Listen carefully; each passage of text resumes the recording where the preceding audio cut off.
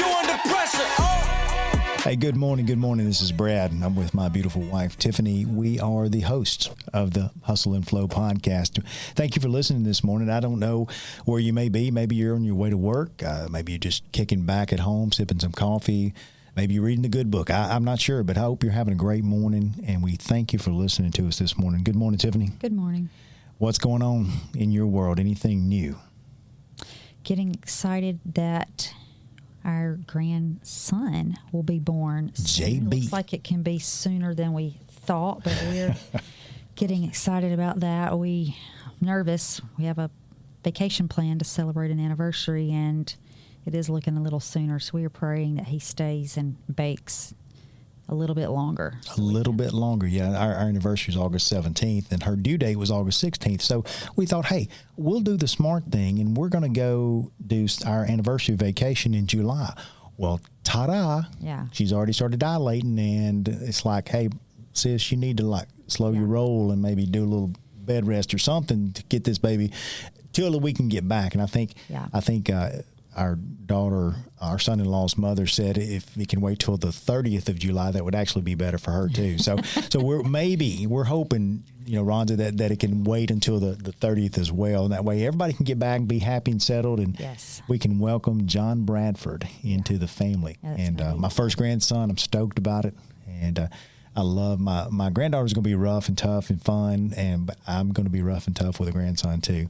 I'm going to make him be, I don't want to say mean, but I'm going to make him tough and have fun. And so we're actually talking this morning about mental toughness. And that is one of those things that I want to help develop in my kids and my grandkids is teach them about that. And I actually just learned and like I've really not processed it. I don't think it's no big deal, because I hadn't thought any more about it other than I've just been diagnosed that I have scoliosis.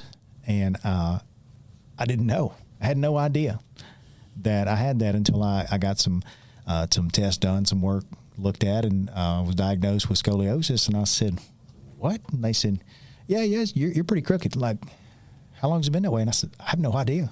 I ain't been to the doctor in years, so I get a blood test every once in a while, but I don't know. So I don't even know how that affects your body, other than it's all crooked and jacked up, and it makes my back hurt sometimes." But so I was diagnosed with scoliosis, which is interesting. So I'm assuming that's something I'll have to work through in my life as I get older. I don't know. I mean, it's just something I've never paid attention to. I don't know anything about it, really. So just now learning. But I think mental toughness is one of those things that we have to work through and we have to look at. And I told you this morning, I said mental toughness is one of the hardest things that people have to work through. And I said, if I had to choose one person who I feel like is the most mentally tough person, it's you. So hello, my mentally tough wife. Let's talk about mental toughness. Let's just talk about it. And what does mental toughness look like? And the thing is that you talk about it a lot and you read books about it and you whatever, but I don't think about it at all. So you're just bad. You're just bad. Yeah, I guess I'm just bad. But I don't really think about it, and I don't read about it, and I don't pursue being mentally tough. You do. You like to do hard things. You like to do tough things. You like to do challenges, And sometimes I'll go along, like we just finished the 5K a day in the month of June, and that was mentally tough, and it was really interesting. A lot of people in the groups that were fit and very fit. Some of them were runners. Some of them were just CrossFitters. Some were both, and they said this was so much harder than I thought it was going to be. Not necessarily just the physical part, but the mental part of committing to it and seeing it through every day.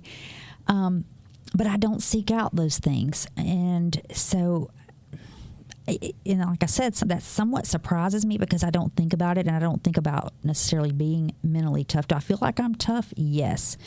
But I don't know that you and I share the same, desire. I don't think I need to be any more mentally tough because I feel like if I'm, I don't know if mentally tough and tough are the same necessarily thing, but I don't want to dilute my being a female.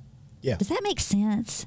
Yeah, I mean, I get that. Yeah. So I think sometimes mentally tough and physically tough are maybe two separate things. And so in my mind, there are times that I equate those two because sometimes the physical challenges that I take on cause me to have a different mental state in order to survive those things.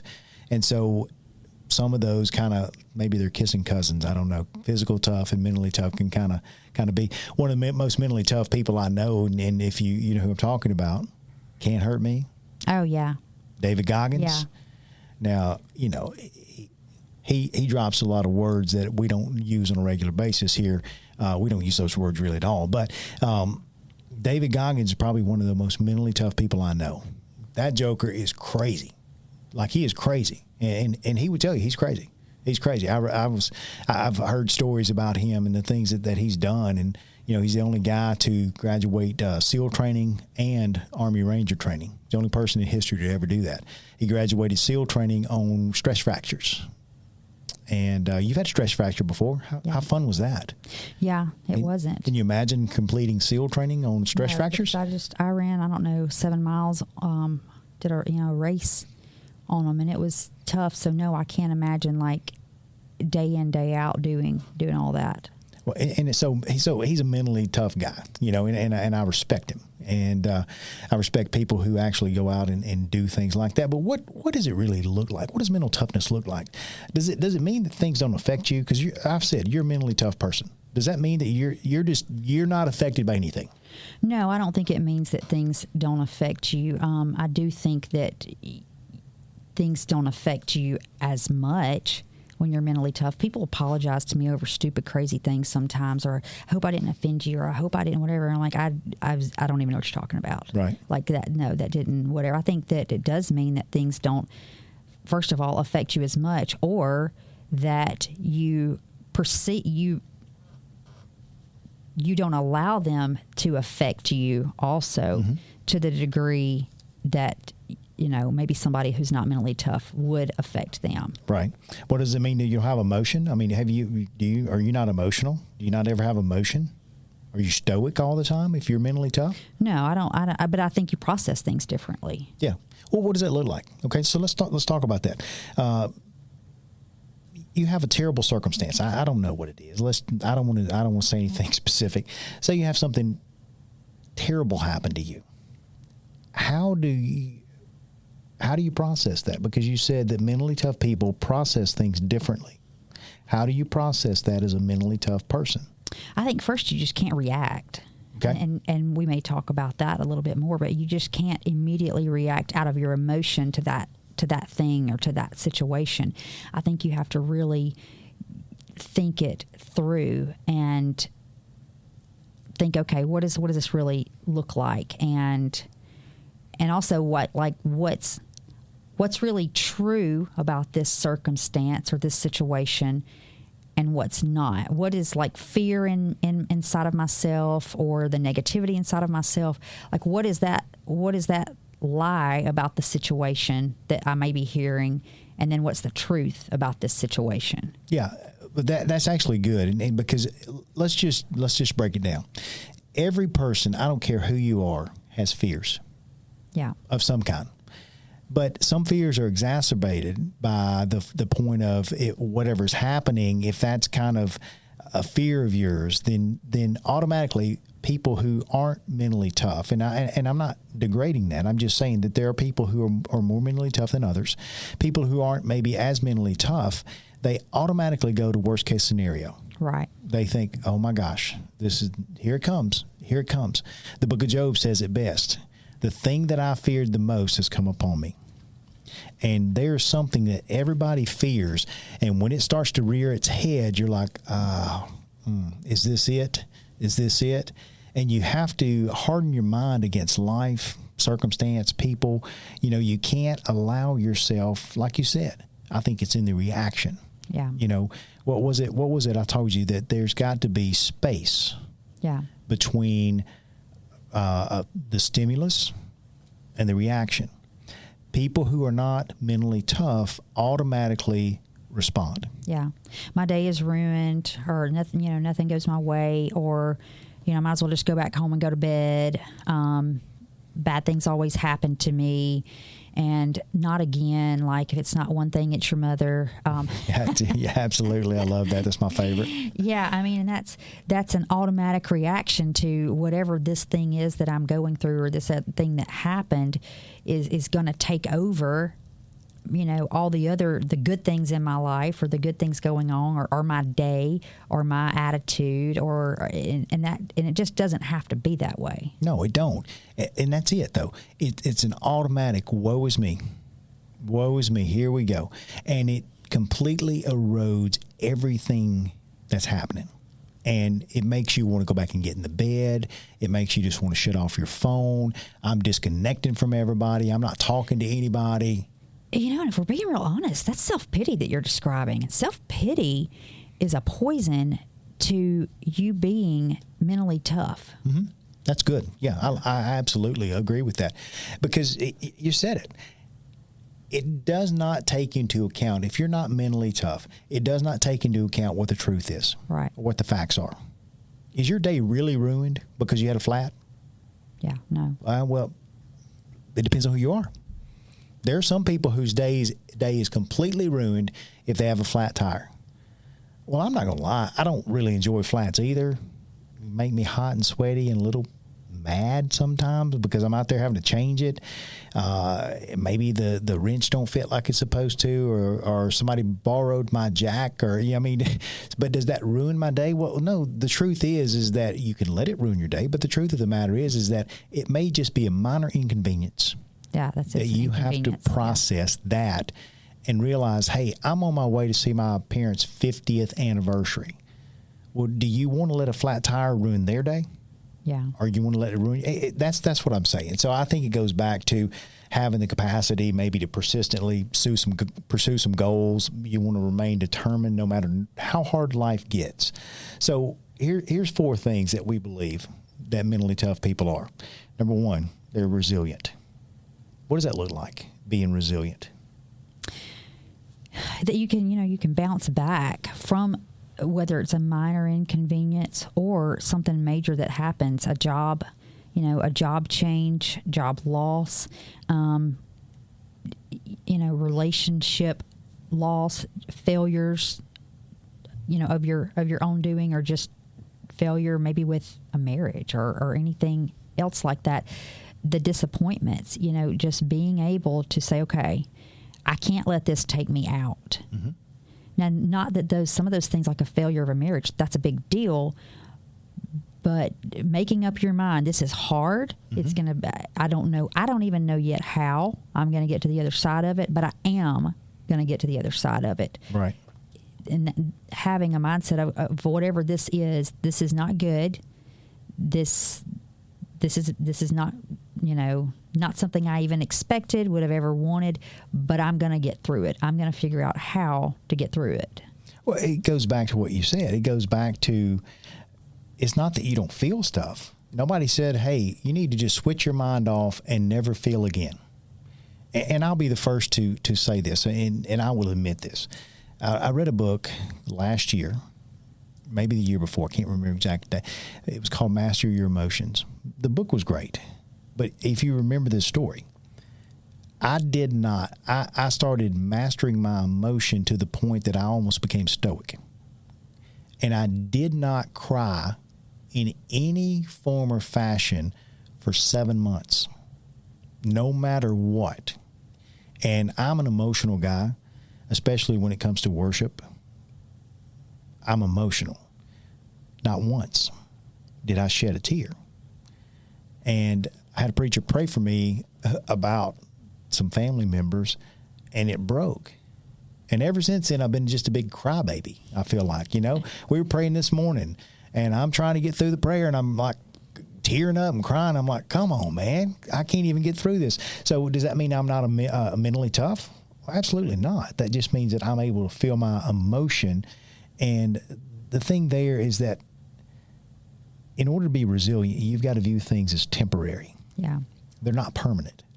If you have a flat tire, you're not going to have a flat tire every day for the rest of your life. Right. It's going to have to be fixed, okay, in order to get your car back on the road. Some things are just temporary. And it's like you said, even in bad situations, relationships or marriages that end or death or anything like that, you will get to the other side. You can get to the other side. Some people don't. I take that back. Some people don't get to the other side. They live the rest of their life not bouncing back from a setback, a failure, or something like that. But you can. You have to view it as a temporary situation and not live in a temporary place. So, go ahead. Yeah, I've been through situations that I really needed to be mentally tough to get through them. Caring for my aunt that had cancer, that was in the hospital for a while. Like, that was really hard. Hospital staying. Anybody that's done that knows that's the worst. And I knew we were going to be there a while, but I knew that wasn't forever. Each day was a new day. Each day was. And I started, it was really, really hard because my running businesses, my own family, a lot of things I needed to, my priority became with everybody's blessing around me, to be there with her. And I started trying to reframe that I'm able to have this time with her instead of this hospital stay and all this stuff and her illness. Like, all of this is the worst of the worst of the worst. I started trying to think, I'm able to be here. I'm able to spend this time. I'm able to have another day. And that's the thing. You have to reframe your mind sometimes in these situations. A business that doesn't work out or a job loss. Okay, well, I'm able to reinvent myself. I'm able to find something that maybe I'm more passionate about. Maybe this is, everything is not meant for our demise. Some things, we're believers. We believe that sometimes things happen and doors close for something better, that there's a better door that's going to open. So sometimes it's best to sit back and decide, I'm not going to embrace self-pity. I'm going to be upset for a minute. I'm going to be disappointed, but then I'm going to keep my eyes open and say, okay, is there something I don't even see here? Absolutely. And I think that, even your aunt, she came and lived with us the last two months or so of her life, and just watching you have to be mentally tough for her. You couldn't go break down, right? Because she's dying. Yeah. And you couldn't break down for everybody else, and it was hard to watch, but resilience is important, and working through that. I think it's super important to be able to work through that. Another thing that is important that mentally tough people have is they have confidence. And that does not mean that they are arrogant or prideful. That's not what I'm talking about. It's that they have the ability in their mind to believe that they can meet whatever challenges are coming your way. Is that I am up for the challenge. Yeah. What'd you laugh for? I was laughing because before I said I was talking about it. I don't know how I can say it. Just say but it. I was talking about there's a point to where I don't want to go too far because I can take away being the female side. And I think about oftentimes, I do have a lot of confidence, and sometimes you'll tell me to put my male parts up. And so that's what I mean. Like, cause I really do think I can do anything sometimes. Yeah. And that's not always, Well, but you're right. I do have to say that sometimes. Hey, let's put it back in your pants here, and you want to be stable. And I think mentally tough people seem to be stable people, and it doesn't mean they're not going through. It doesn't mean they're not experiencing things, but that they're confident in the ability to say, hey, you know what? I've been through hard things before. This too shall pass, and I can work through it, and I have the confidence that I can meet the challenge, whatever it is. And look, I can tell you, if you have any age on you at all, life sucks sometimes. You lose people that you hope you don't lose. Parents die, siblings die, mamas die, spouses die, jobs get lost. You lose things happen, but you have to say, you know what, I can survive and get through this. Another thing is adaptability, and I like this about you is that you're adaptable. Me, I've had to learn how to be adaptable. I'm not as adaptable as I need to be, but I'm better. But I think adaptability, and what does that look like?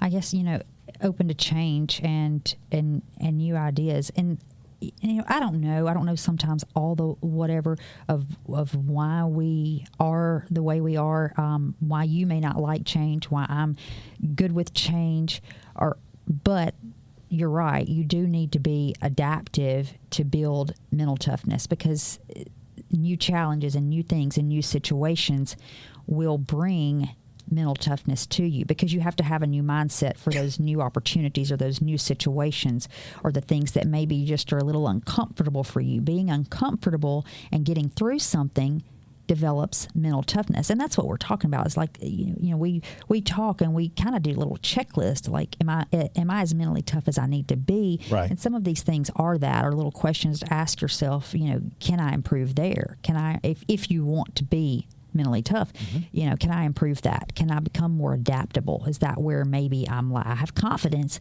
but I don't love change, and I'm not open to change, and I shut change down, or I shut new ideas down, and those things can keep you from being as mentally tough as you need to be. Yeah, I think so too. And Mike Tyson, I love this quote.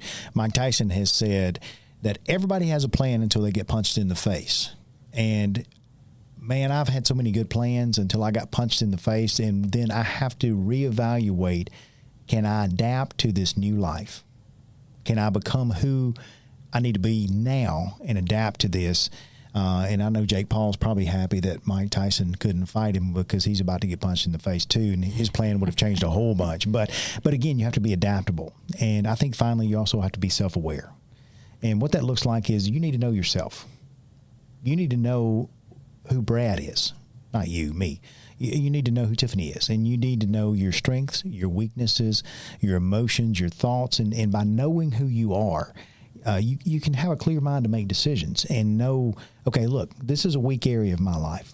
Okay, so I need to bring in supplemental support in that particular area to help me here. Well, this is a strength. I can handle this. Or I know that this is going to bring some emotion back to me if I do this. And so you need to be self-aware, and that helps you begin to put your mind together and have a clear picture of what life really is.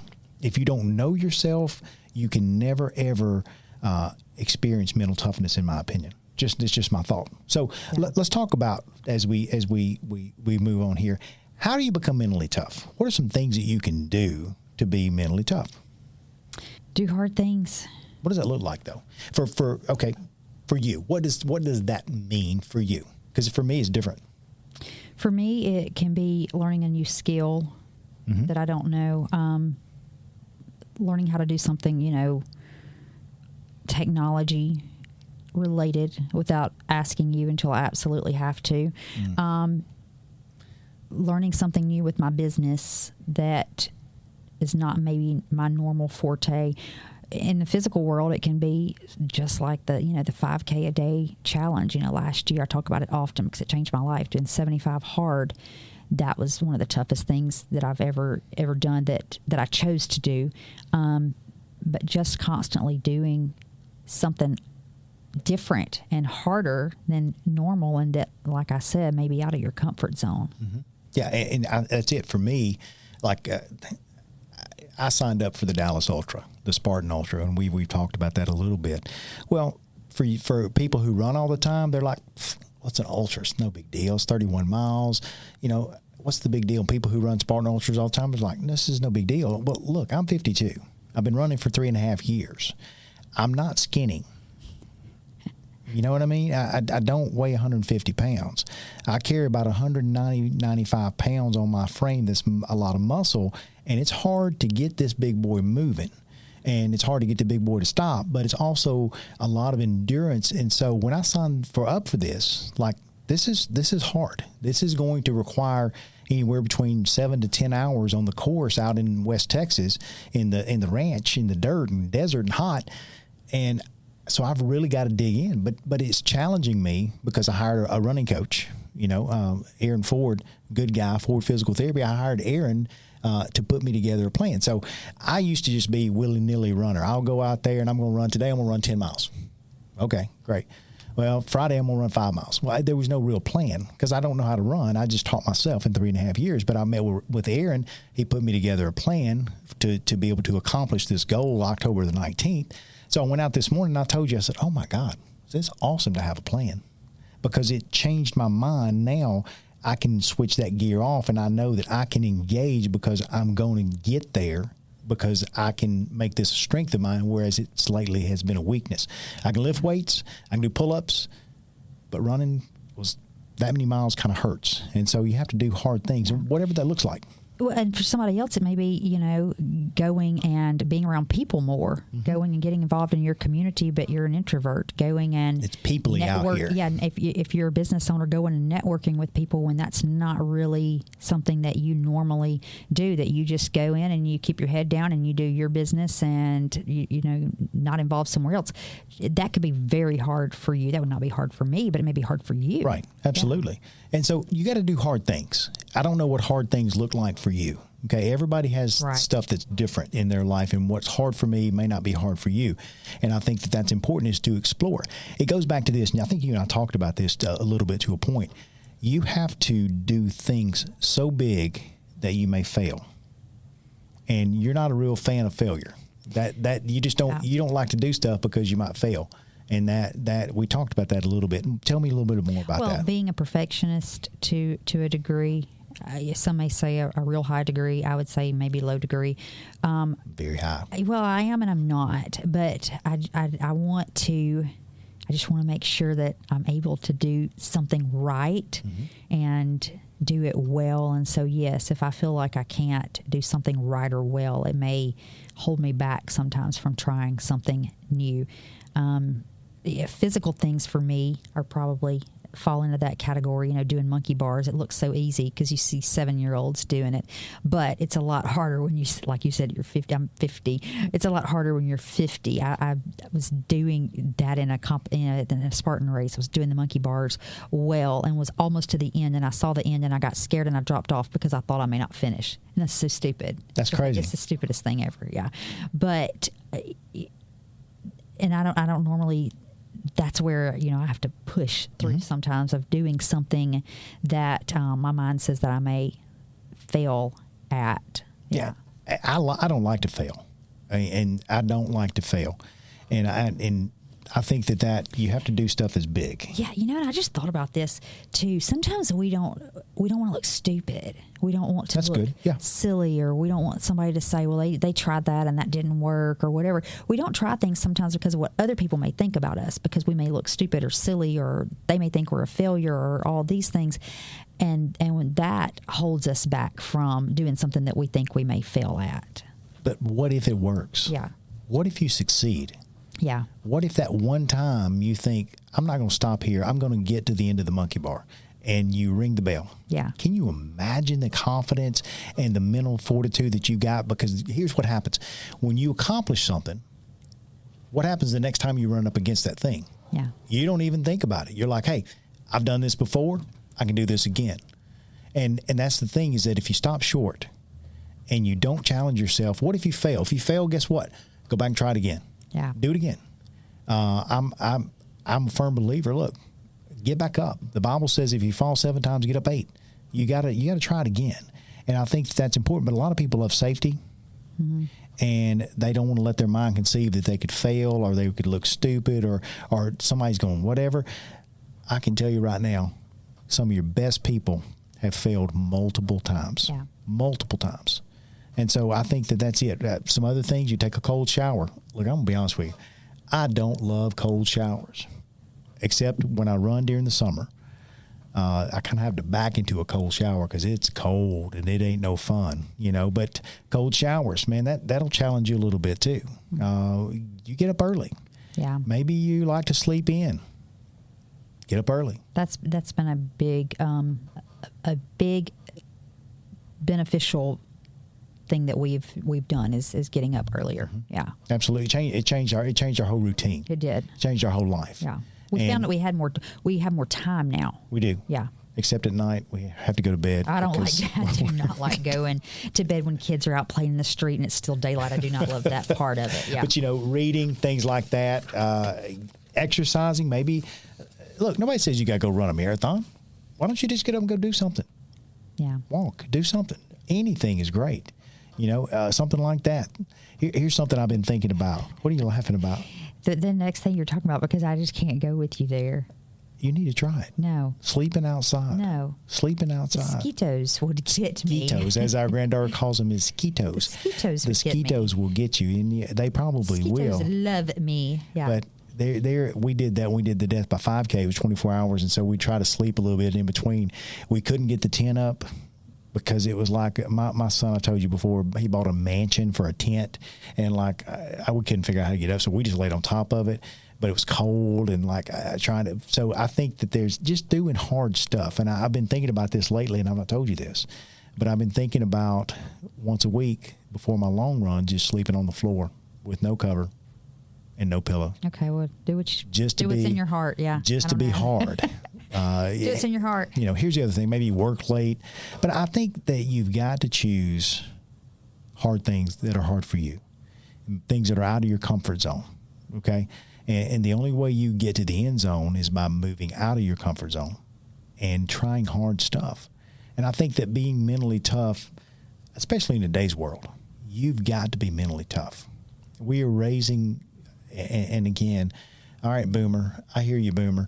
We're raising a generation of kids that aren't as mentally tough as they need to be.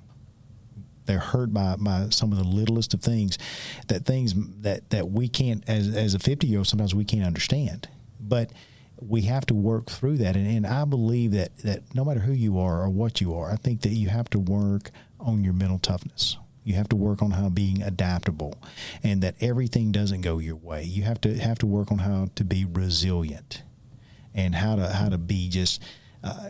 You don't have to be mean and arrogant and nothing bothers me and nothing hurts me, but you do have to learn how to be mentally tough and work through life, because life will kick you in the face sometimes.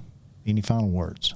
Well, and when you said that about maybe generations behind us not being as mentally tough, and that's the thing, is that we want them to gain some of these skills because we know that life is going to kick them in the teeth, and we want their days and their worlds to not be blown apart. Mental illness is constantly on the rise, and it's on the rise among those younger generations.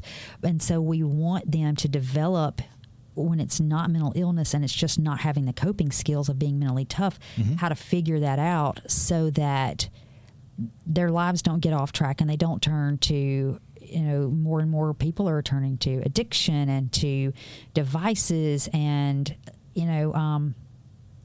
all these things, because they don't have the mental toughness to get through something that maybe what would have been tough for us, at 30 is, way tougher for them at 30.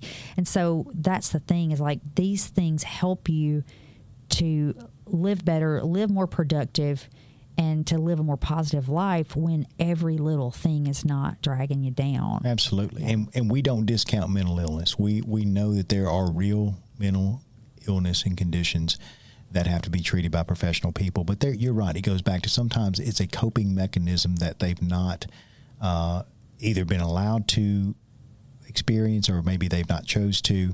And, here's the thing. If you're that person that maybe you shy away from hard stuff because you love comfort and you don't really want to take a risk or anything like that, I want to encourage you. It will change your life. It absolutely can change your life by going in doing something that you didn't think you could do. Right. And whatever that may look like for you. For us, there's fitness things, but for you, it may not be. It may be just something totally different that you don't think you can do. And I can tell you, you may fail, but you may succeed. And if you succeed, it gives you confidence for the next time. So thank you so much for listening this morning. Any other words as we get ready to finish? No, just take a space, take a breath, think it through before you react. Absolutely. Put space between you and the stimulus and before you respond. But hey, thanks so much for listening this morning. Hope you're having a great morning. We look forward to spending more time with you. Give us a 5-star review. Share this with your friends or anything like that to be able to help promote the podcast. Thank you so much. If you find something that you want to do, hop in the flow of life. Get in there with people who are going the direction you want to go and watch your life change. Have a great morning.